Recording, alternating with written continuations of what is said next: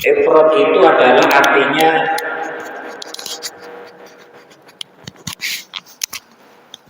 berlebih-lebihan. Jadi takut yang berlebihan. Kalau tadi itu adalah kusur itu minim, meremehkan, terlalu menggampangkan. Jadi berlebih-lebihan. Jadi takutnya itu berlebih juga nggak baik, nggak boleh. Nah, yang ketiga ini yang terbaik adalah al-i'tidal atau i'tidal. Jadi orang yang tengah-tengah, sedang-sedang antara kusur, jadi antara yang minim, yang meremehkan, yang menggampangkan, dan antara yang berlebihan. Nah, ini sedang-sedang. Keseimbangan ada di sana. Ini yang terbaik. Nah, dan yang terpuji ini al-i'tidal, yang muqtadir, yakni yang tengah-tengah, wal wasat, yakni istilah wasatiyah, yang tengah-tengah, mutawassit, ini yang tengah-tengah. Nah, orang yang mempunyai sifat ya atau tingkatan yang qasir atau kusur ini, yang meremehkan atau yang minim ini adalah siapa? Ini ibaratnya seperti orang yang takutnya itu seperti takutnya perempuan dalam kehidupan sehari-hari. Bapak Ibu, mohon maaf, ini bahasa kitab ya. Jadi alladzi yajra majra riqqatin nisa.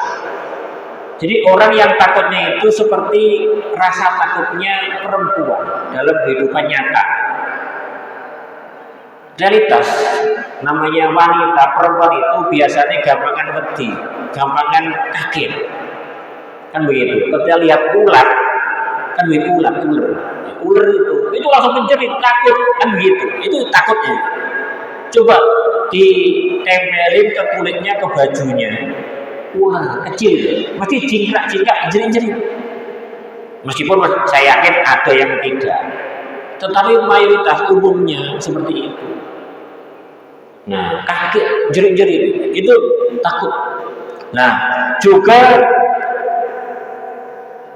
ketika lihat ular atau yang lainnya, itu gampangan kaget, gampangan takut, gampangan jerit-jerit. Seperti itu takutnya orang yang rendah, yang takutnya kepada Allah atau khaufnya itu seperti itu. Gimana kok bisa seperti itu? Jadi orang yang minimalis ini yahturu bil baligh inda simayatil Quran fayurisul buka wa tusilud dumuh. Nah, jadi ketika dia mendengar ayat Al-Quran atau satu ayat dari Al-Quran, ini bagus. Ketika dengar Quran itu langsung merasa gemetar, hatinya itu nangis. Jadi dengar ayat Quran disuarakan yang bagus, merepes. Saya yakin kita semua pernah seperti itu ketika mendengar sesuatu lantunan yang indah tentang ayat Quran, mendengar anak yang suaranya bagus hafal Quran, langsung teringin merepes. Seperti itu, sehingga apa? Hatinya bergetar, dia nangis, merepes air matanya ke pipinya. Dia seperti itu. Wa kadzalika inda musyahadati sabil ha'il. Itu juga ketika melihat realitas sesuatu yang menakutkan, contoh kecelakaan, ada kecelakaan, darah mengalir, mesti takut. Ada orang bawa senjata, orang gelung, takut. Ada suara tembakan, suara bom, takut, terbirit-birit. Seperti itu, kaget, segera takut, seperti itu. Nah, masalahnya takut seperti itu, kaget seperti itu. Ini kata kita. Fa'idha ghada dzalika sabab 'anil hissi, ketika atau tatkala penyebab-penyebab yang menyebabkan dia kaget, dia takut itu tidak ada secara realitas di hadapannya, maka raja'al qalbu ila al-ghafur, hatinya kembali lupa, lalai. Dia takut, jadi itu realitas. Dengar ayat, dengar tausiah, dengar arahan, dengar apa namanya sesuatu yang membuat sendu hatinya, kemudian tergetar, berebes, itu bisa orang gitu, kita juga merasakan itu. Tetapi kalau itu udah lenyap, ibarat lihat kadang-kadang video, lihat berita, menyaksikan kondisi anak-anak Palestina, tergetar hati kita, ya seperti itu. Tapi ketika kita nggak lihat itu, maka lupa. Begitu juga lihat ular, lihat ulat, itu jijik, takut dan sebagainya, jerit. Tapi setelah nggak ada, seakan-akan nggak terjadi apa-apa. Udah lupa lagi, melupakan.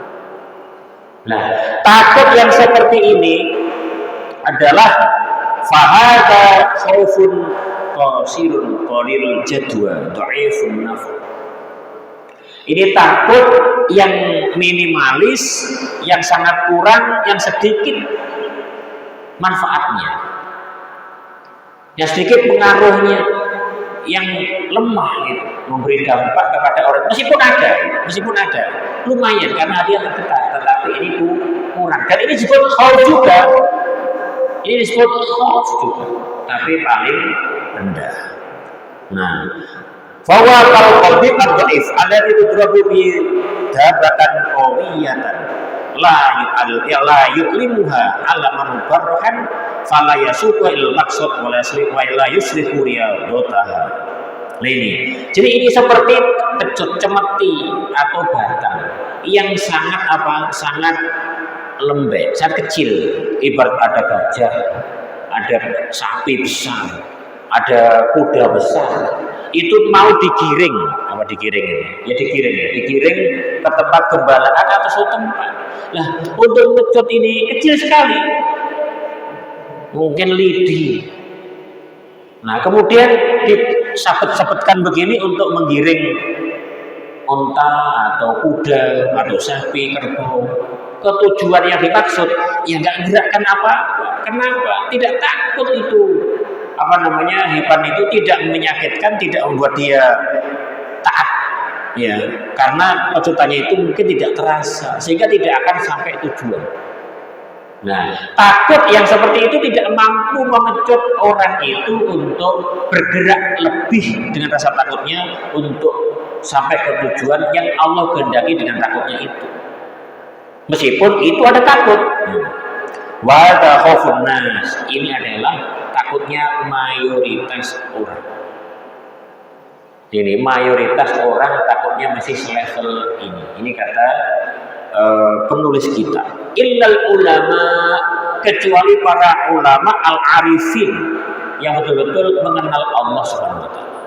Jadi para orang yang alim, orang yang kenal Allah, punya ilmu, jadi ma'rifatnya kepada Allah itu kuat, kenal siapa Allah, kenapa Allah diibadahi. Itu dari segi banyak aspek Allah itu betul-betul dia kenal. Allah yang menciptakan alam semesta ini dari sifat rububiyahnya, Allah menciptakan. Allah yang maha kuasa, maha semuanya itu Allah Subhanahu wa taala. Kemudian kita sadar Allah itu yang tujuan kita, yang kita ibadahi, yang tadi itu sifatnya Rahman, Rahim, sisi Ghafur Rahim, sehingga dia tergerak dengan keimanannya dan takut jangan-jangan meskipun dia beriman, dia beramal belum diterima oleh Allah, terus tambah dekat dengan Allah Subhanahu wa taala. Sehingga di sini Fudail bin Iyad itu mengatakan, "Idza qila laka hal takhafullah fasqut." Ini kalau ada yang bertanya kepadamu, apakah kamu takut kepada Allah, maka diam, jangan jawab. Kadang-kadang kan ada orang kan nggak ngerti Allah, gambarnya beda ini bahasa Jawanya. Kamu nggak takut Allah untuk melakukan itu. Kalau ada orang bertanya seperti itu lebih ke perenungan sebagai muhasabah, nggak perlu jawab. Kamu takut Allah nggak? Sampai begitu. Itu nggak usah dijawab. Jadi begitu, ini Fudail ini sangat dalam. Kenapa? Ya, karena menakutkan pertanyaan ini, mengkhawatirkan.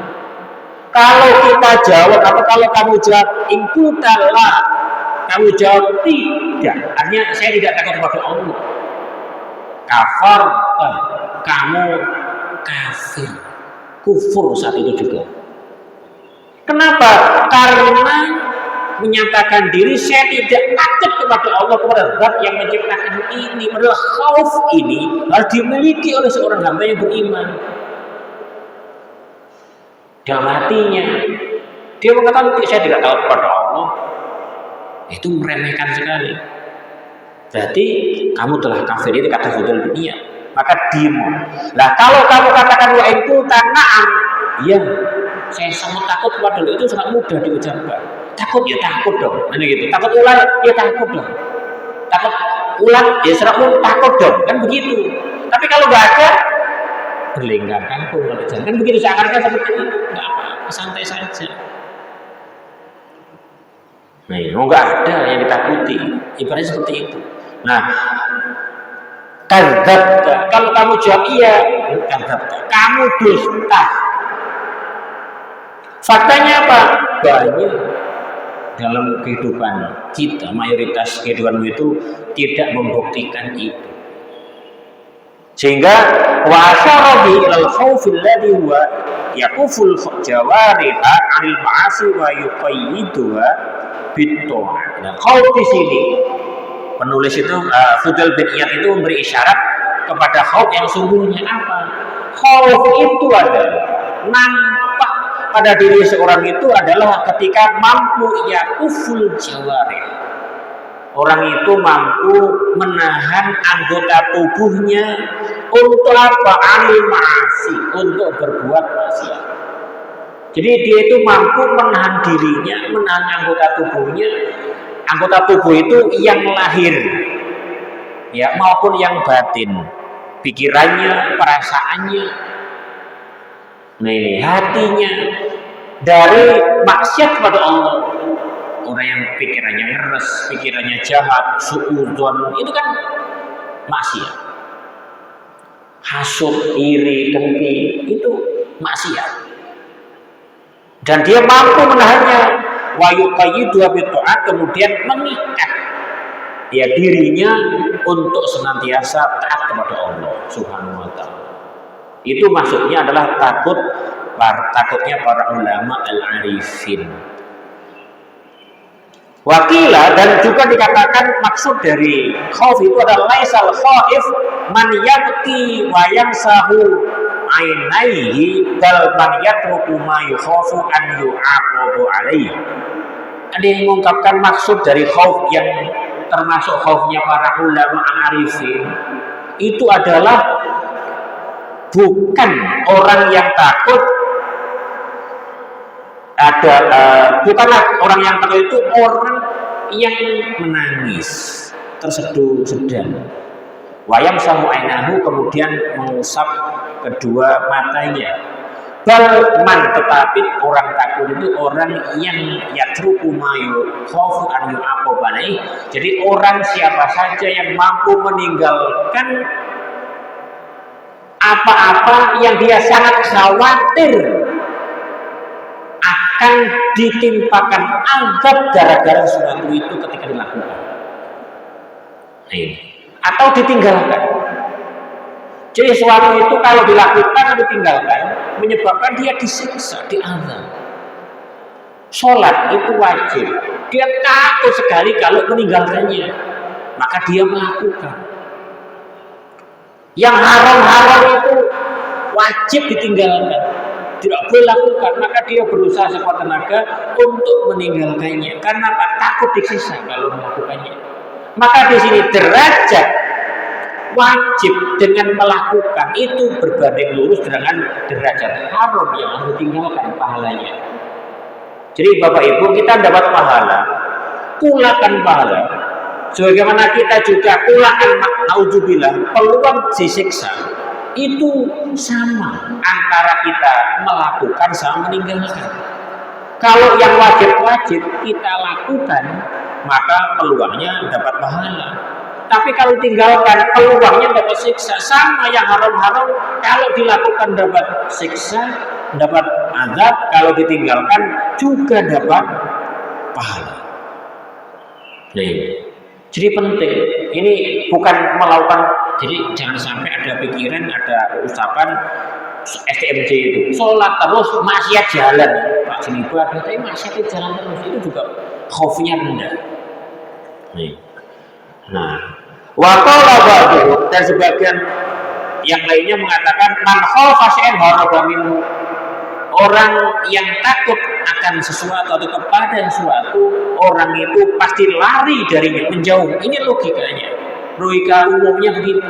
Takut ular lari, takut anjing lari, takut dari penjahat ya lari, menjauh, artinya menghindari. Udah tahu tempat itu kalau malam tidak aman, ada begal, ada perampok, atau sering terjadi masalah. Maka siapapun orang yang mengetahui dan sadar mesti berusaha menghindarinya. Itu takut kepada sesuatu dalam kehidupan kita ini. Tetapi beda takut kepada Allah. Dan tema kita ini takutnya maksudnya al-khaufu minallah. Takut kepada Allah adalah wa man khaufa Allah haraba ilaihi. Itu bedanya. Barang siapa yang takut kepada Allah, dia justru berlari menuju pada Allah. Jadi bedanya itu, takut di dunia ini kita menghindari sesuatu, tapi kalau takut kepada Allah justru kita mendekatinya. Mendekatinya. Karena kalau kita ini mendekat kepada Allah satu jengkal, maka Allah mendekat satu hasta. Kan begitu, satu hasta, satu depan. Kalau kita berjalan, Allah lari menuju kepada kita. Subhanallah. Sehingga Allah mengatakan fafirru ilallah. Maka larilah kamu semua kepada Allah. Inni lakum minhu nadhirun mubin. Sungguhnya aku ini adalah sebagai pemberi peringatan yang nyata. Ya. Untuk senantiasa memang kita ini menuju Allah Subhanahu wa taala. Hadirin dirahmati Allah Subhanahu wa taala. Nah, waqala waqila li ba'dihim mata yakunu abdu khaifan, ketika seseorang, kapan seseorang itu mata yakunu abdu khaifan, kapan seseorang itu menjadi seseorang yang betul-betul takut kepada Allah. Qala idza nazala nafsu manzilatas saqimi, ketika dia mampu memposisikan dirinya seperti orang yang sakit parah. Ini. Jadi orang takut pada Allah itu ketika memposisikan dirinya seakan-akan orang yang sakit parah. Alladzi yahtami, yang dia merasa demam. Makhafata tulis sakon. Dia merasa demam, merasa meriang. Karena apa? Ketakutan sakitnya itu terus menimpa dirinya, khawatir takutnya menimpa dirinya, sampai greges, sampai demam, itu takut. Jangan-jangan terus gitu. Orang sakit kemudian takut sakit terus, akhirnya demam. Nah itu, mestinya orang yang ketika rasa takut itu khawatir terus. Nah, jangan-jangan makin parah, dosa saya banyak, dan sebagainya. Nah, ini adalah subhanallah, adalah takut wal khaufu. Nah ini, sehingga dari sini ini takutnya yang bagus para ulama al-arifun yang mu'tadil itu, yang sedang-sedang ini adalah, dan rasa takut itu mampu mestinya membakar yuharikus syahwat, membakar syahwat. Jadi membakar syahwat al-muhrimah. Jadi al-muharramah, yang haram, yang memang syahwat yang jelek. Jadi syahwat itu sesuatu yang mengajak kepada senang-senang, yang enak-enak, tapi itu haram. Ya, rata-rata mata kita ini ingin melihat yang indah-indah, meskipun haram, kan begitu. Mulut kita, bibir kita, kadang-kadang ingin merasakan yang indah-indah, yang enak-enak, meskipun haram. Pikiran kita ini ingin juga menggapai yang baik-baik, yang enak-enak, muluk-muluk dan sebagainya, meskipun haram. Nah, seperti itu. Tangan kita, kaki kita, semuanya inginnya itu, gemerungsungnya itu luar biasa, meskipun halal. Orang yang punya rasa takut itu mampu membakar itu. Sehingga apa? Keinginan yang haram-haram itu mampu dia tepis, dia jauhkan dari dirinya. Yang ada keinginan yang baik-baik. Fatasiru al-ma'asi al-ma'qubatu indau makruhan, sehingga maksiat-maksiat yang itu adalah sebenarnya menyenangkan itu menjadi dibenci olehnya. Maksiat, pokoknya sesuatu yang Allah larang. Ya, dengan apakah itu meninggalkan yang harus dilakukan atau melakukan yang dilarang, itu betul-betul mampu dihindari. Malas-malas sholat, waktunya sholat tidur, waktunya sholat apa masih asik main, lihat bola, itu kan maksiat satu sisi. Karena apa? Meninggalkan kewajiban. Maka orang yang punya takut mampu membakarnya. Sholat dulu, semacam itu. Di mana-mana syahwat zina itu jangan dikira orang kemudian dalam pikirannya nggak tertarik lihat sesuatu yang menyeret-nyeret semua orang, tetapi karena takutnya itulah kemudian mampu menahannya, membakarnya. Nah, semacam itu. Nah, sebagaimana orang yang tahu ini madu itu namanya madu manis di mana-mana, tapi ketika tahu madu ini ada racunnya, mesti orang menghindari. Begitu juga orang yang suka manis-manis, gitu ya, manis-manis. Tapi ketika makan manis itu menyebabkan dirinya sakit karena mungkin ada diabetes dan sebagainya, maka orang itu akan takut, mampu membakarnya. Lo kalau nggak mau membakarnya, nggak ada rasa takut, dilabrak saja, yang kalah tubuhnya. Orang tahu makanan enak ini membahayakan dirinya, gorengan, santan-santan, apa ini, yang seafood, enak-enak semua itu, tepung-tepung. Ya, kemudian dia saat itu punya kolesterol banyak, darah tinggi, kemudian dia nggak punya rasa takut sama sekali, nggak ada kekhawatiran, labrak saja, ya enak. Rasa enaknya itu biasanya nggak hilang. Tapi ketika ada rasa takut, ya bahaya. Yang kalah tubuh, ibarat seperti itu. Nah, jadi Bapak Ibu dirahmati Allah Subhanahu Wa Taala. Dengan begitu, maka syahwat-syahwat itu mampu dibakar dengan rasa takut, dan anggota tubuh ini kemudian menjadi terbiasa untuk terdidik yang baik. Begitu, sehingga hatinya menjadi khusyuk, hatinya menjadi merasa tawadhu, kemudian tenang dan sebagainya.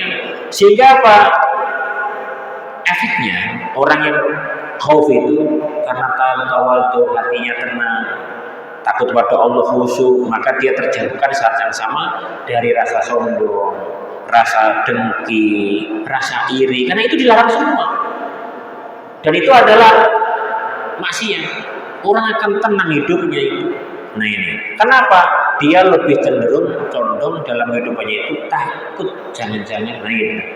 Jadi tingkatnya itu takut kepada Allah. Dirinya ditakuti oleh takut kepada Allah Subhanahu Wa Taala. Orang seperti ini biasanya mampu, dia akan bersikap benar dalam hidupnya. Dia lebih sibuk untuk melihat dirinya itu untuk senantiasa muraqabah. Dia mau melakukan apa-apa itu sikap muraqabahnya kuat. Dia merasa diawasi oleh Allah.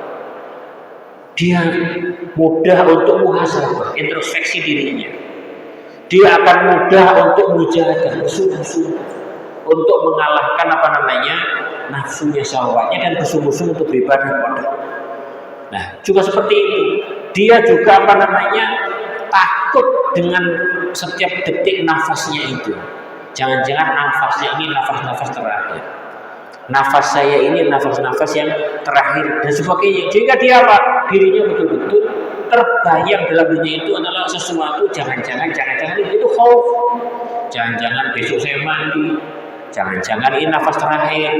Jangan-jangan saya beberapa hari lagi diurut oleh Allah. Ketika melihat sesuatu yang terjadi, ada musibah, ada meninggal, ada peristiwa, itu melihatnya ke dirinya. Itu lembut hatinya, mudah menjadi ibrah bagi dirinya.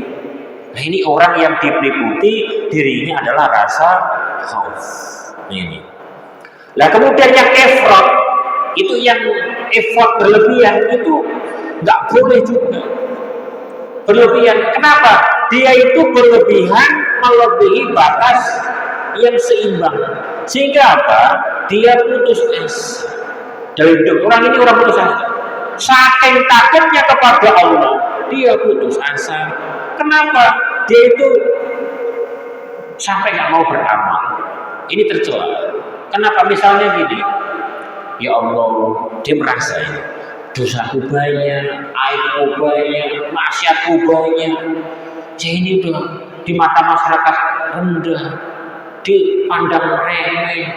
Maksiatku banyak, ya Allah, aku nggak punya muka, nggak punya apa namanya, nggak berani keluar ketemu orang semuanya. Berlebihan kan saya, dia merasa salahnya. Akhirnya dengan begitu nggak ke masjid, takut apa namanya, takut tadi itu dilihat orang, nggak keluar, juga nggak mau beribadah. Kenapa? Ibadah untuk apa? Dosaku banyak banget, nggak ada artinya. Dosaku melebihi apa namanya kebaikanku, nggak arti nih, meninggalkan amal. Ini berlebihan, nggak boleh. Seperti itu, dosaku banyak, apa gunanya? Sak tumpuk, samudra itu dosa apa?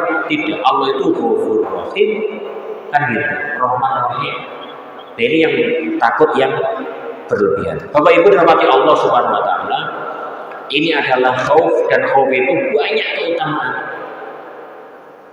Ini keutamaan orang yang khauf itu, ya, oleh Allah akan diliputi 4 hal. Yang pertama, dia mendapat petunjuk, Allah membimbingnya. Jadi orang yang hatinya lembut, hatinya khusyuk, hatinya tenang, tawadhu, jauh dari suatu takabur, iri, dengki. Ini kan dulu pada zaman sahabat, zaman Rasulullah, itu kan Rasulullah pernah duduk dengan para sahabat muda. Kemudian Rasulullah bertanya, maukah kamu aku tunjukkan penghuni surga, calon penghuni surga? Manggil Rasulullah. Kemudian lewat bapak-bapak tua, jalan ke masjid, nempel sandalnya itu, kemudian masuk ke masjid. Orangnya itu, gitu. Jadi yang lewat itu. Kemudian besok lagi, maukah kamu aku tunjukkan calon penghuni surga? Mau ya Rasulullah. Ternyata yang datang orang itu lagi. Dan beberapa kali begitu. Akhirnya ada sahabat yang nginep di rumah orang itu.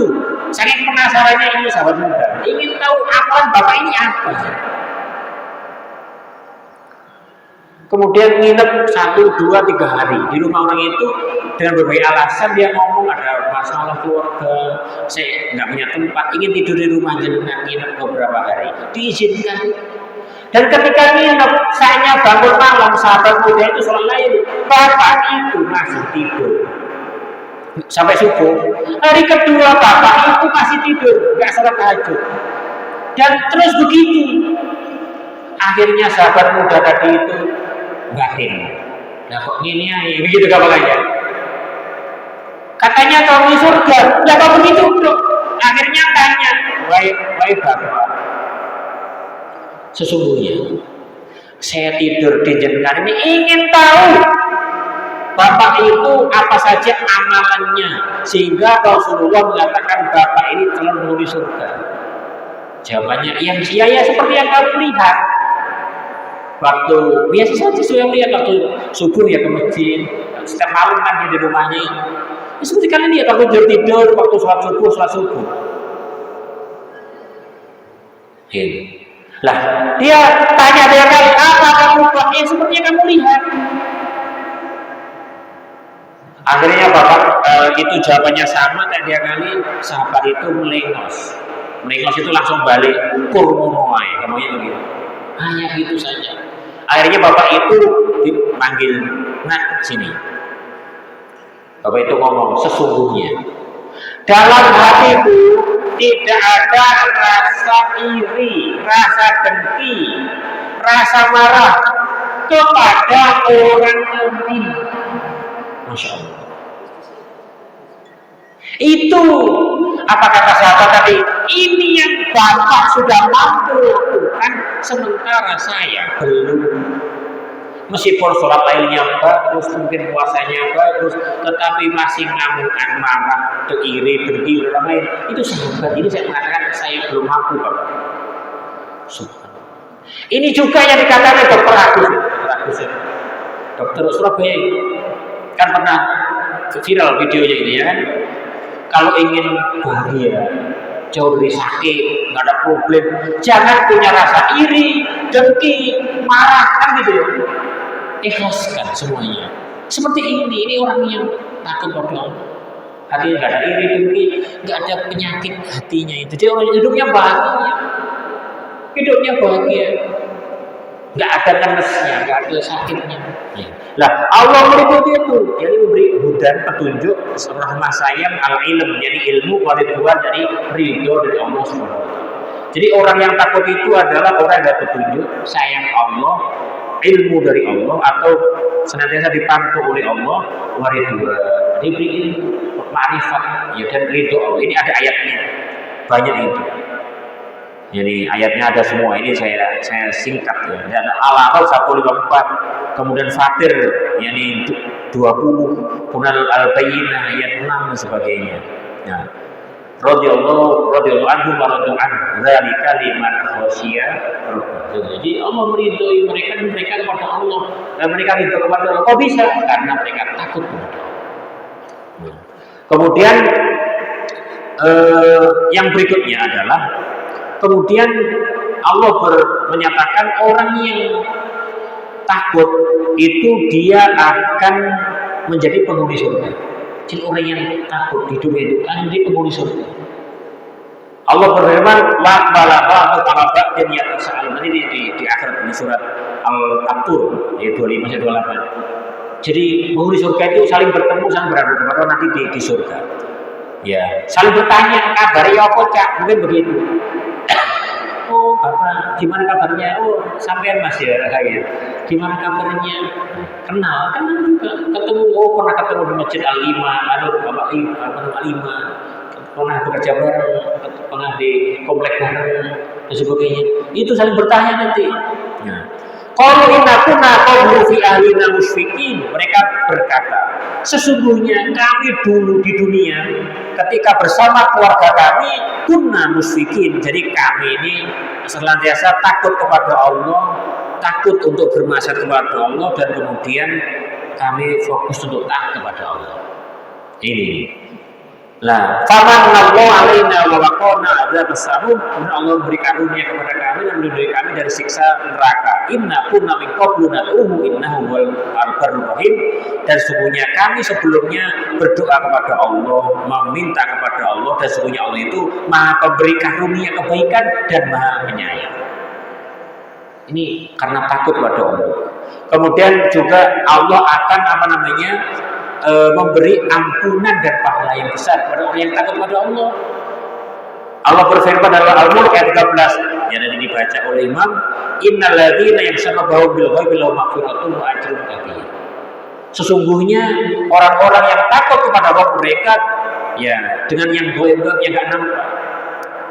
Nah ini, jadi birabbil ghaib dia yang enggak nampak. Jadi takut kepada Allah, takut kepada siksa Allah, itu kan gaib semua. Takut dan neraka. Nah ini lahul maghfiratun, dia akan mendapatkan ampunan dari Allah, wa ajrun kabir, dan pahala yang berlimpah atau yang besar. Kemudian yang keempat adalah bahwa orang yang takut kepada Allah itu adalah mereka adalah orang yang bersegera menuju kebaikan, dan mereka juga akan mendapatkan buah dari kebaikan itu. Jadi orang yang takut kepada Allah itu buahnya di dunia, dia akan mampu segera menuju kebaikan dan juga mendapatkan kebaikan itu lebih cepat dibanding yang lain.